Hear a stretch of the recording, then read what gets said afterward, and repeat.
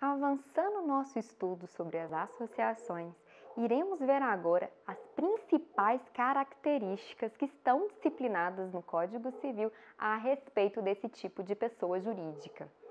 De início, é preciso salientar que toda pessoa jurídica ela se inicia através de um estatuto que deve ser levada a registro. E esse é especificamente o caso da associação.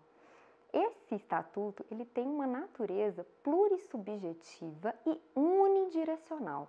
O que é então essa natureza jurídica?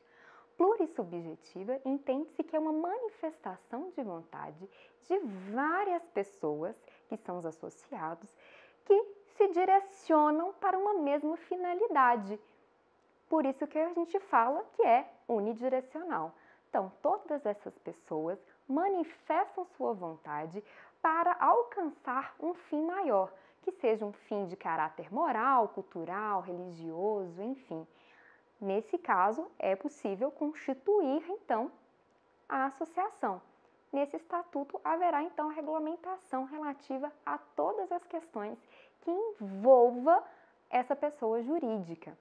Mas é preciso lembrar que apenas elaborar o estatuto não garante o surgimento e aquisição de personalidade jurídica pela associação.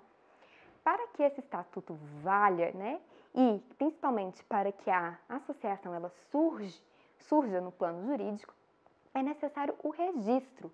E onde que ocorre esse registro? Ele ocorre no cartório de registro civil da pessoa jurídica. Então, somente a partir do momento que eu levo esse ato constitutivo, que é o estatuto, ao cartório de pessoas jurídicas, e a partir do momento que há o registro, efetivamente surge no plano jurídico a associação. Além disso, outra característica fundamental diz respeito aos direitos dos associados.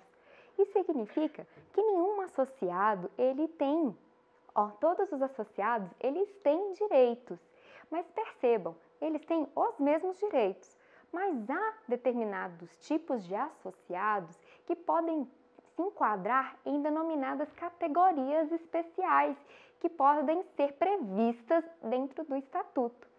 Alguns tipos de associação, eles tendem a fazer, dentro dessas categorias, algumas vantagens especiais, por exemplo, relativas àquele sócio ou associado que foi fundador. Nesse caso, eles podem, por exemplo, num caso de sócio ou associado, que seja fundador, pode, de certa forma, aboná-lo de pagar mensalidades.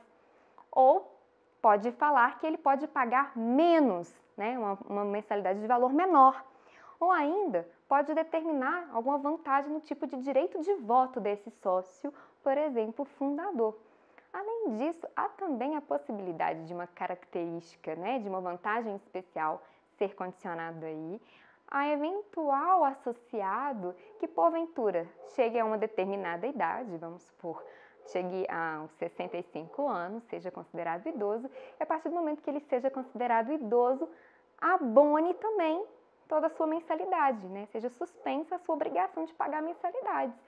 É viável também. Isso tudo são exemplos, então, dessas categorias que podem ser criadas dentro do estatuto e que podem conferir vantagens especiais aos seus associados. Ainda com relação às principais características da associação, temos também a inexistência de reciprocidade. Isso significa que entre os associados não há direito e obrigações recíprocas. O que significa isso?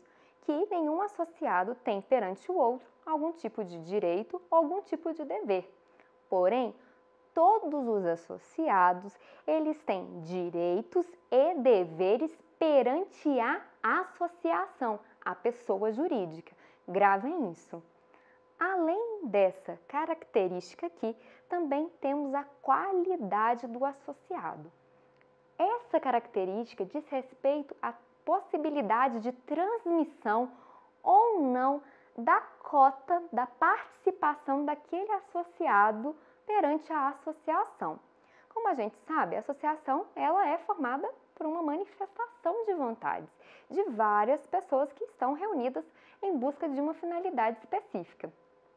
Nesse ponto, a regra geral, e justamente para prevalecer essa manifestação de vontade originária, é que, em regra, a cota ela não é passível de transmissão após o falecimento do seu associado.